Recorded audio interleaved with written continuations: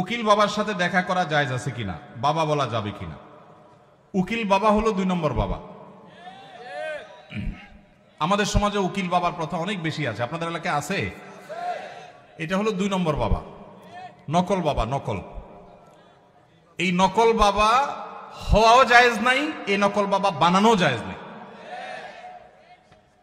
ভাইরা আমার, বিয়ে শাদীতে আমাদের দেশে মনে করা হয় যে একজন উকিল বাবা লাগে, এরকম একটা ধারণা আছে না? নেই?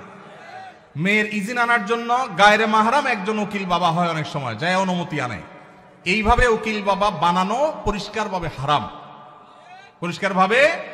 মুরব্বীরা ভালো করে শুনে রাখেন, যারা যারা উকিল বাবা আছেন এই বাবাগিরি ছেড়ে দেন। বাংলাদেশে বাবার কোনো শেষ নাই। খাজা বাবা, উকিল বাবা, ন্যাংটা বাবা, কত বাবা আছে। আল্লাহ তাআলা এই সমস্ত নকল বাবা থেকে আমাদেরকে হেফাজত করুন। বিয়ে উপলক্ষে কোনো উকিল বাবা টাবা চলবে না। নিজের বাবা বেঁচে থাকলে সেই বাবা তিনি নিজে নিজের সন্তানের বিয়ে দিবেন, ব্যাস। মেয়ের অনুমতি বাবা আনতে যাবেন।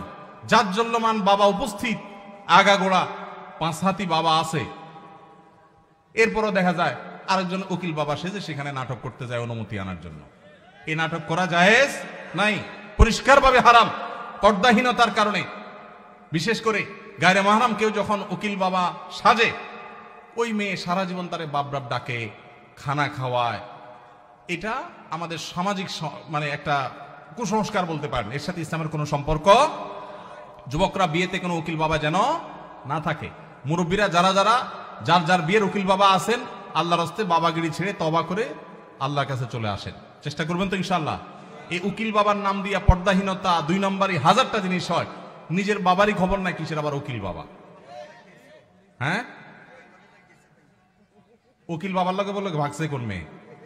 আল্লাহ মাফ করুক আমাদেরকে। ওই যে বেশরিয়তি কাজ করলে তো একটা না একটা অঘটন ঘটবেই। এই জন্য এই সমস্ত অন্যায় কাজ করা যাবে না।